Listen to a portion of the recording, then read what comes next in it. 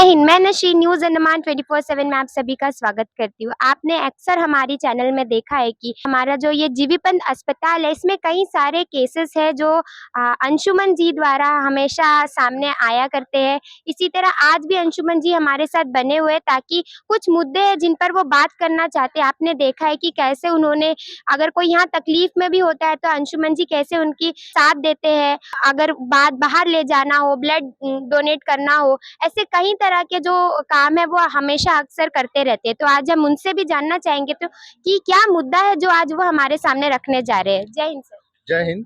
सभी को स्वागत है। और देखिए, हमेशा से जो हम लोग मुद्दे हेल्थ सेक्टर को लेके उठाते आए हैं, ये बहुत ही वाइटल रहा है। और इसी सिलसिले में जो है आपका आज हम लोग ये जीबीपंत के सामने जो हॉस्पिटल का कैंटीन है, वो मुद्दे पर जो है हम लोग बात करना चाह रहे हैं। ये जो कैंटीन है, ये 5 साल का कॉन्ट्रैक्ट में दिया गया था। उसके बाद यहाँ का जो भी मतलब प्रॉब्लम्स है, जो भी इश्यूज है, वो लेके कई बार जो है अथॉरिटी को बोला गया है, लेकिन इन लोग कभी इसको एक्सेप्ट किए नहीं और इसको कभी सीरियसली लिए नहीं। काफ़ी पॉइंट्स है जिसको जो है उन लोग नज़रअंदाज करते गए। लेकिन आज जब ये बंद है, नया टेंडर आने का कोशिश लगा हुआ है, नए लोगों को दिया जाएगा, तो हमारा मांग यही रहेगा कि जब ये कैंटीन किसी को दिया जाए तो 3-4 कंडीशंस में दिया जाए। पहला कंडीशन ये है हाइजीनिक, कैंटीन का साफ सुथरा होना, कैंटीन का रेगुलर बेसिस में जो है अथॉरिटी द्वारा ऑडिट चेकअप करना कि यहाँ पे हाइजीनिक जो बात है, जो मतलब साफ सुथरा है कि नहीं, यहाँ पे सारा यूटेंसिल्स जो है साफ है कि नहीं, यहाँ का जो भी बेस है, जो भी फ्लोर है, वो साफ सुथरा है कि नहीं, यहाँ के जो कर्मचारी है वो अपना प्रिकॉशनरी जो इक्विपमेंट्स है, जैसे कि ग्लव्स हो गया, आपका है आपका हेयर कवर हो गया, ये सब लगा के जो है इसमें काम कर रहा है कि नहीं, पहला। दूसरा ये है कि जिसको भी ये कैंटीन दिया जाए, उनको स्ट्रिक्टली बोला जाए कि ये 24/7 ओपन रहना है, क्योंकि ये हॉस्पिटल 24/7 ओपन रहता है। यहाँ पे पेशेंट्स जो है 24/7 रहता है, अटेंडेंट्स लोग रात को भी रहता है, तो ये कैंटीन जो है 24/7 ओपन रहना है। दूसरा, तीसरा ये है कि यहाँ पे कोई भी आए, यहाँ पे आपका कैंटीन चलाने के लिए कोई भी आए, यहाँ का जो प्राइस है, स्पेशली जो जीबीपंत का कैंटीन का जो प्राइस है, वो मार्केट रेट से कम होना है, क्योंकि ये एक फ्री ट्रीटमेंट वाला हॉस्पिटल है और अंडमान का एकमात्र रेफरल हॉस्पिटल है। इसका मतलब ये है कि अंडमान के दूर दराज के क्षेत्र से जो भी गरीब तबके के लोग हो या मीडियम अर्निंग के लोग हो, उन लोगों को यहाँ आना ही पड़ता है। जब उन लोग यहाँ पे आते हैं, उन लोग जब यहाँ से कुछ परचेस करते हैं, तो ये मार्केट रेट से ज़्यादा होता है, मतलब मार्केट रेट का बराबर होता है या ज़्यादा होता है। तो ये स्पेशली यहाँ का कैंटीन, यहाँ पे बिजनेस तो है ही है, लेकिन एक एक इंसानियत और एक सोशल जो मैटर्स रहता है, उसको रख के भी यहाँ पे कैंटीन चलाना चाहिए। तो मेरा ये रिक्वेस्ट रहेगा, कम से कम यहाँ में हाइजीनिक होना चाहिए, 24/7 जो है ये कैंटीन खुला होना चाहिए। और जो भी लोग यहाँ पे मतलब बिजनेस चलाएंगे या कैंटीन को टेंडर में लेंगे, उनका प्राइस रेट जो है ये मार्केट रेट से कम होना चाहिए। ये मेरा जो है रिक्वेस्ट है हेल्थ सेक्टर से और कंसर्न अथॉरिटी से, जो भी टेंडर निकाल रहा है, जो भी नए लोगों को ये देना चाह रहे हैं कैंटीन, तो मैं रिक्वेस्ट करूंगा उन लोग से कि ये कुछ मुद्दे जो है कैंटीन को लेके ये सीरियसली ले। नहीं होने से जो है, अगर ये किसी को मिला और ये सब पॉइंट्स अगर नहीं माना गया, तो यहाँ पे हम लोग आएंगे और जो है अपना कार्रवाई करेंगे और सीरियसली करेंगे। एक्चुअली ये कैंटीन जो है ये हमने शुरू किया था, तो हम लोगों ने इसका आरसीएस में रजिस्टर्ड करके, ये हमारा सोसाइटी है, बाकायदा इसमें प्रेसिडेंट सेक्रेटरी सभी कोई है इसमें, ठीक है। पता नहीं किस हिसाब से कि उनको दे दिया गया, मुझे नहीं पता। ये काफी दिन से ये चला रहे हैं, सुने गगन वाले शायद, ये पता नहीं, जो चला रहा है, इनको चला रहा है ये। इनका जो है आप रेट देखिए, 2 पराठा 60 रुपए। ये एक्चुअली हमारा इसको खोलने का मकसद ये था, जो कैम्बल से लेकर डिगलीपुर जितने भी लोग यहाँ पे आते हैं ना, जो गरीब लोग आते हैं, उनको थोड़ा सस्ता में मिले। आप अदर कैंटीन में देखिए, गवर्नमेंट कैंटीन में ठीक है, बहुत ही सस्ता मिलता था। पहले हम लोग जलेबी 3 रुपए, 2 रुपए, ठीक है, जो पराठा होते थे, रोटी वगैरह जो भी बहुत सस्ता दाम में देते थे। लेकिन यहाँ पे अभी आप देखिए 2 पराठा 60 रुपए, आप पूरी देख लीजिए 60 रुपए, पकोड़ा प्लेट देख लीजिए आपका 40 रुपए। ये क्या है? अब खाना वगैरह देख लिए कहाँ से बनाते, कहाँ से लाते कोई पता नहीं। गंदगी देख ली, जो फ्लिंट टॉप होता है ना, जो मक्खियाँ उड़ती है उसको मारने के लिए होते हैं, वो सब यहाँ कुछ भी नहीं है। पहले हम लोगों के टाइम में हम लोगों ने लगाया था। अगर आप पूछेंगे कभी तो हम लोगों ने सब लगाया था, तो यहाँ पे सब था। तो अब यहाँ पे खड़े काफी गंदगी आ रहा है आपको, आ रहा है आपको, आपको स्मेल, मुझे छोड़िए, आपको आ रहे हैं? आप बताइए। तो यहाँ पे लोग कैसे बैठ के खाए, आप बताइए। आप जाके देखिए ना, तो कैप पहनते हैं ना एप्रॉन पहनते हैं। कहाँ से कौन लोग आते हैं, उनका मेडिकल सर्टिफिकेट है कि नहीं पता नहीं, मालिक कभी आता नहीं यहाँ पे। ये सब यहाँ पे चल रहा है।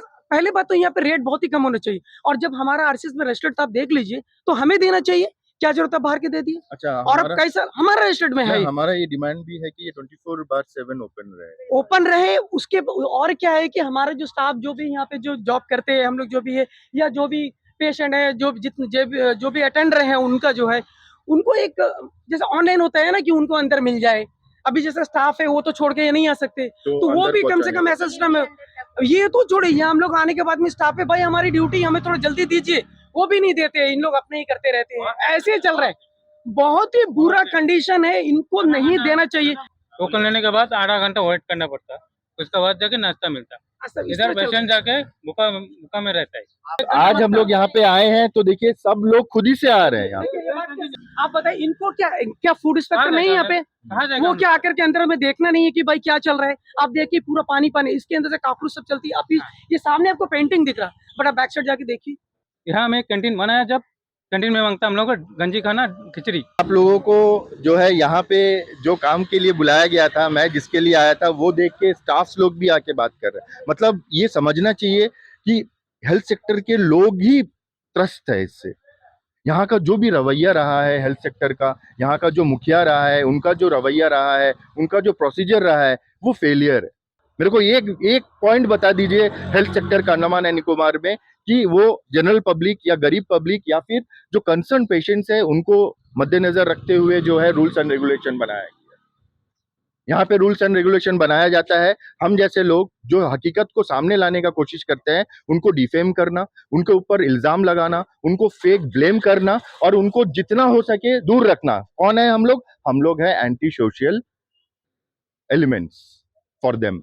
खाना, कपड़ा, मकान, ये 3 चीज जो है बहुत इंपॉर्टेंट रहता है। कम से कम हेल्थ सेक्टर के जगह में आप जो कैंटीन खोलते हैं उसको आप कोई भी लेमैन, कोई भी जनरल पब्लिक से भी आप पूछ लेंगे, गरीब से गरीब अनपढ़ आदमी से भी पूछ लेंगे, उन लोग यही बोलेगा, हाँ हॉस्पिटल का अगर कैंटीन है तो यहाँ में पेशेंट रिलेटेड सामान मिलना चाहिए, वैसा फैसिलिटीज होना चाहिए।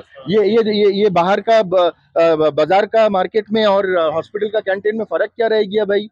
सुबह 9 बजे सुबह खुलेगा, शाम को बंद कर देगा। यहाँ में तो 24 आवर्स जो है पेशेंट रहता है, 24 आवर्स जो है इन लोगों को कुछ ना कुछ जरूरत पड़ता है। रात को ही अगर कोई पेशेंट को कुछ जरूरत पड़ गया खाना से रिलेटेड या जूस से रिलेटेड, कहाँ जाएंगे उन लोग? तो ये बेवकूफ़ी वाला बात नहीं हुआ।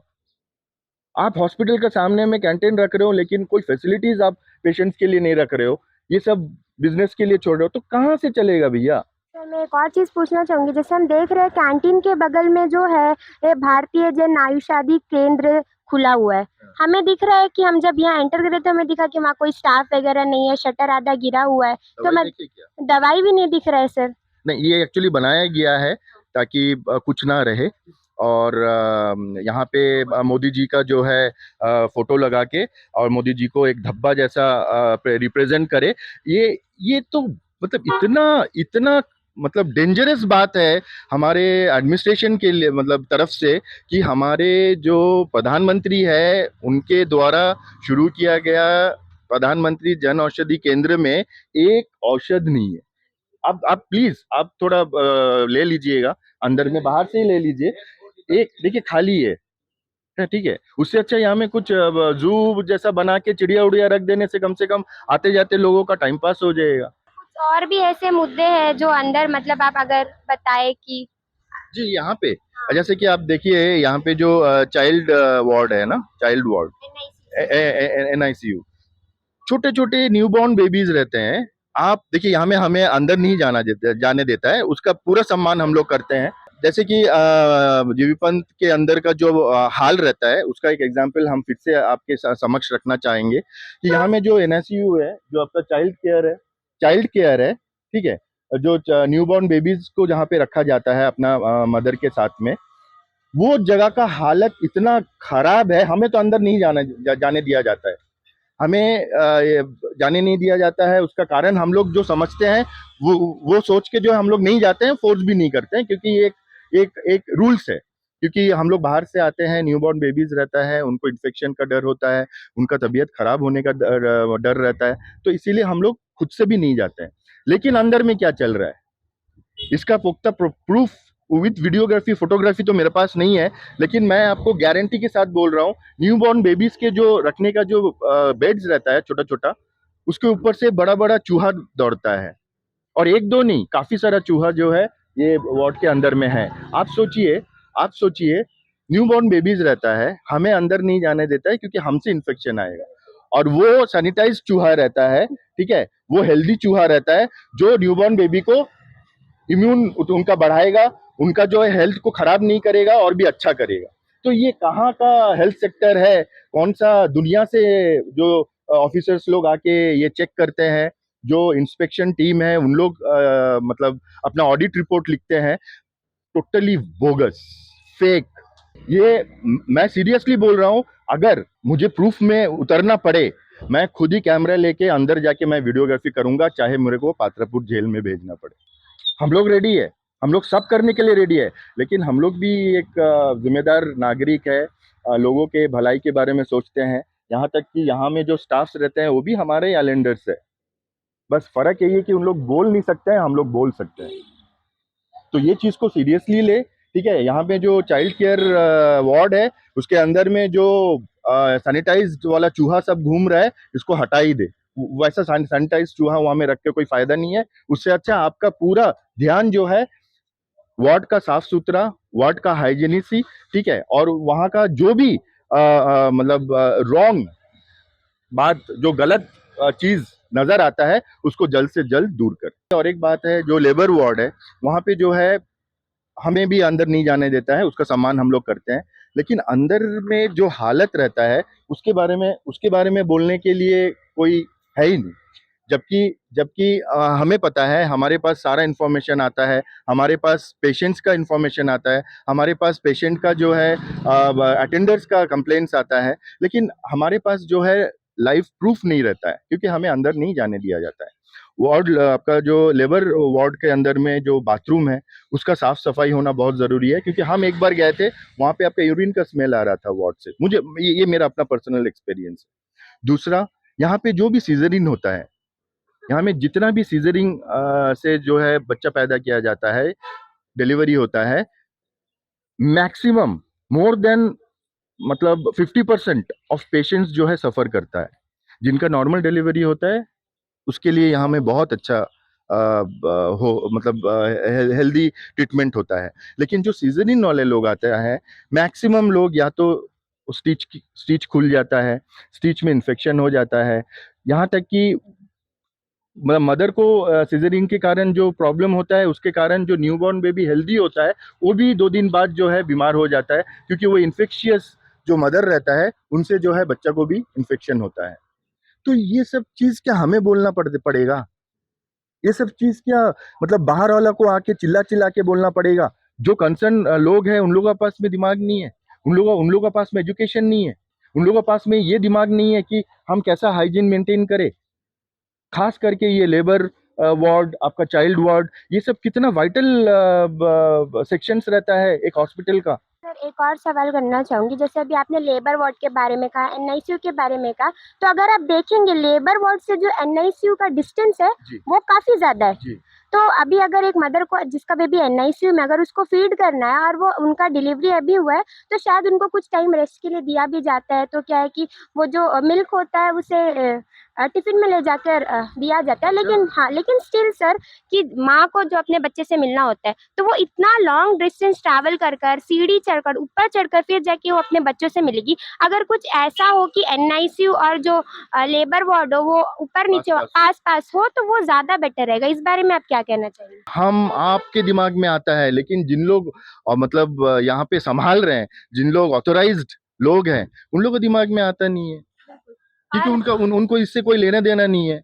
बच्चा बच्चा रहे कहीं और, माँ रहे कहीं और, अगर दूध पिलाना है कैसे भी करके पहुंच ही जाएंगे। और सर दूसरी बात ये है कि आप देखिए नेटवर्क भी बहुत इशू है लेबर वार्ड के अंदर। कभी कभी क्या होता है कि लेबर वार्ड से शिफ्ट कर कर एनआई के नीचे में एक वार्ड है, चिल्ड्रेन, पहले चिल्ड्रन वार्ड था आई गेस, तो वहाँ पे ना कोई सिक्योरिटी गार्ड सर ना कुछ। तो ये सारे मुद्दे भी अगर आप इस बारे में भी अगर थोड़ी जांच पड़ताल करें तो बिल्कुल बिल्कुल, आपने जो भी कहा है अभी आपका लेबर वार्ड और चाइल्ड वार्ड के बारे में, हम ये बात को अभी खंडन करते हैं, और इसको लेके भी हम लोग एक बात करेंगे यहाँ का अथॉरिटी से। अगर कुछ हो पाता है तो ज़रूर होगा, क्योंकि इससे पहले का जो मेजर इश्यूज जो हम लोग उठाए हैं उसमें तो खास बदलाव हम देखते नहीं हैं।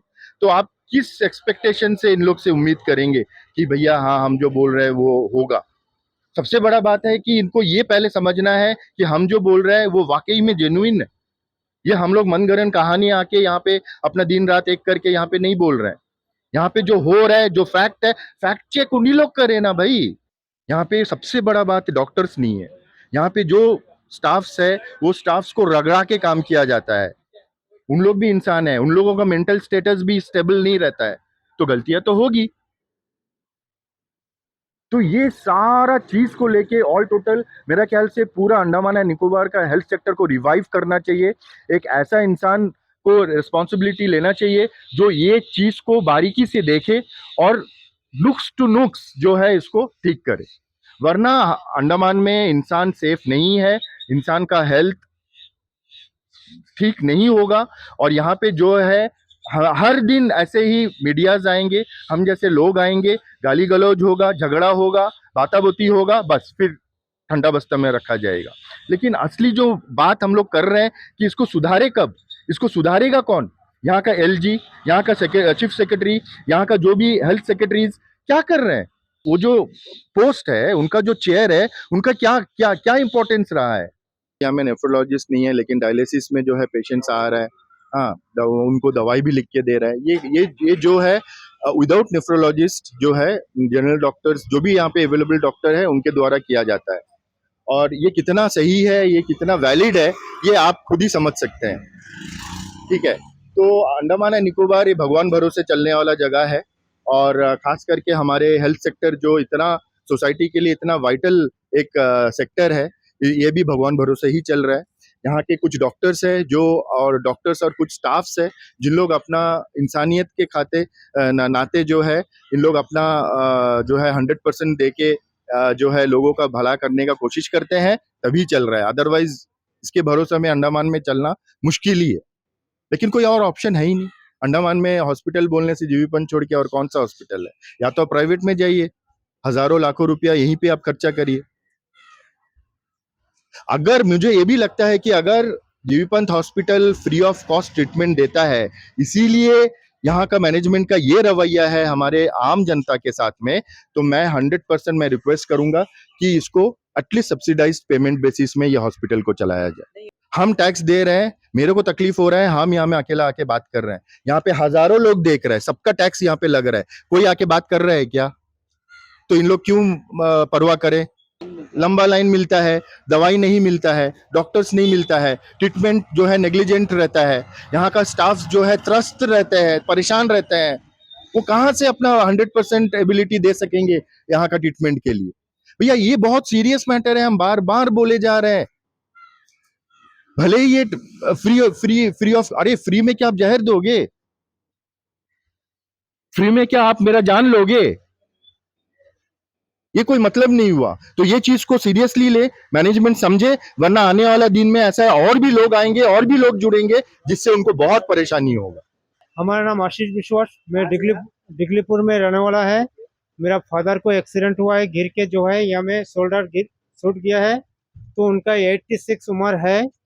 उनको जो है डॉक्टर लोग बोल रहा है क्या उसको प्लेट बैठाना है, उसमें 15,000 रुपीज 15,000 रुपया लगेगा। तो हम बोला क्यों लगेगा 15,000 रुपया? ये ऑर्थो वार्ड में, ऑर्थो स्पेशलिस्ट वार्ड में, तो ये फ्री ट्रीटमेंट मिलेगा। इसका मोदी का कार्ड भी है, बीपीएल आदमी है, तो इनका 15,000 लगेगा, ये बात क्यों बोल रहे हैं मेरे को? किसने पूछा? ये ऑर्थोआर्ट्स बोल रहा है डॉक्टर लोग। डॉक्टर ने पूछा, नर्सेस ने पूछा? डॉक्टर बोला खुद यहाँ पे 15,000 रुपए उस प्लेट का लगेगा, राइट? 15,000 वो प्लेट में लगेगा। क्यों लगेगा? ये जीबीपंथ अस्पताल फ्री ट्रीटमेंट है, इसमें क्यों लगेगा?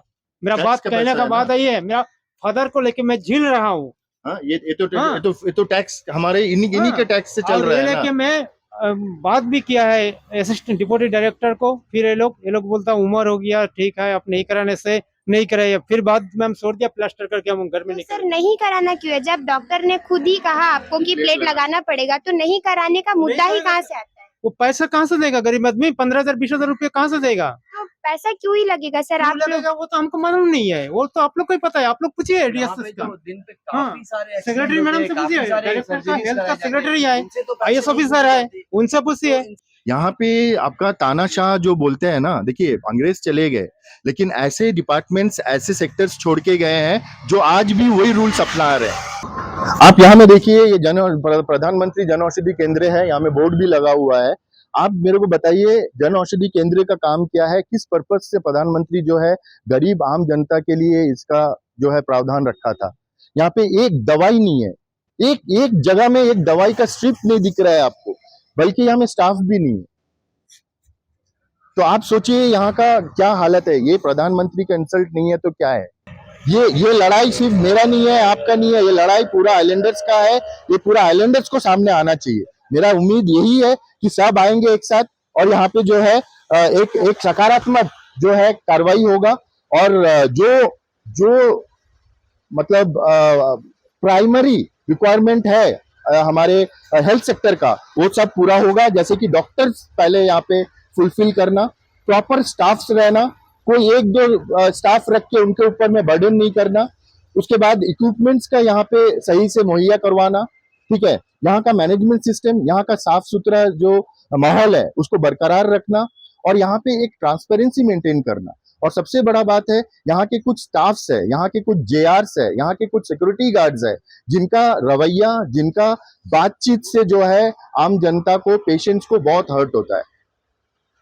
उन लोग कोई भी परेशानी में रहे, ऐसे लोग जो है हेल्थ सेक्टर में, हॉस्पिटल में परेशानी को बढ़ाने का काम करता है, कम करने का काम नहीं करता है। और इनके खिलाफ में कार्रवाई होना चाहिए और जरूर होगा।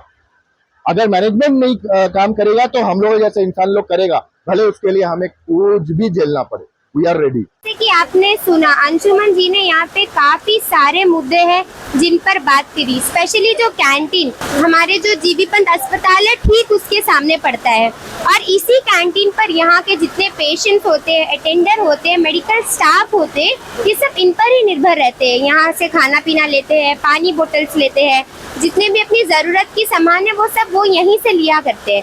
लेकिन अब जब ये कुछ कारणवश, जो आपको पता ही है कि यहाँ अनहाइजीनिक तरीके से खाना बनाया जाता था, प्रॉपर वो जो किट होता है, हेयर कैप होता है, हैंड ग्लव्स होता है, वो सब नहीं पहनते थे, कितना अनहाइजीनिक वे था खाना बनाने का। और भी आपने आज ही हमारे रिपोर्टिंग में कई सारे मुद्दे कैंटीन को लेकर सुने। तो इस कारणवश जो है इसका टेंडर भी खत्म हो गया था 5 साल का, तो ये सारी चीज़ों की वजह से इसे बंद कर दिया गया। लेकिन अब इसे बंद करने की वजह से जो यहाँ के जो पेशेंट्स है, अटेंडर है, उन्हें काफ़ी दिक्कत हो रही है।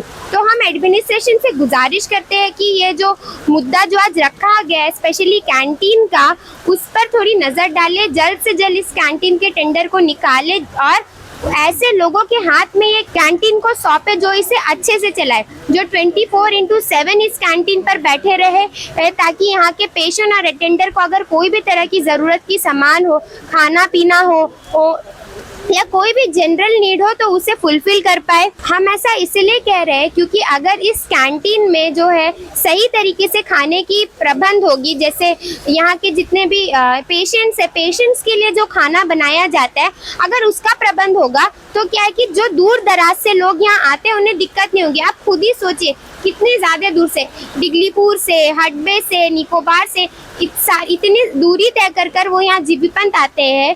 अगर यहाँ पर खाने का बंदोबस्त उन्हें नहीं मिलेगा तो वो यहाँ से कितना दूर ट्रैवल करके वापस जाएंगे क्या सिर्फ खाना लेने के लिए? और बात सिर्फ निकोबार, हडबे या डिगलीपुर के पेशेंट्स की नहीं है। श्री विजयपुरम में भी कई ऐसे जगह है, जैसे कलीकट हो गया, फरारगंज हो गया, ओगरा ब्रांच हो गया, नमूना घर हो गया। अगर वहां से भी कोई यहाँ आता है तो आप खुद सोच सकते हैं कि खाना लाना, पहुंचाना, हर टाइम सारी जरूरत के सामान पहुंचाना कितना डिफिकल्ट होता है। तो हम उम्मीद करते हैं कि एडमिनिस्ट्रेशन जल्द से जल्द इस पर कार्रवाई करेगा, हाइजीनिक वे पे यहाँ पर खाना बनेगा और 24/7 जो है ये कैंटीन खुला रहेगा। यहाँ के स्टाफ जो रहेंगे वो मेडिकली फिट रहेंगे और हाइजीन मेंटेन भी करेंगे, लोगों से अच्छी तरह से व्यवहार भी करेंगे। और भी यहाँ पे कई सारे मुद्दे ऐसे सामने आए, जैसे कि ये हेल्थ सेक्टर है।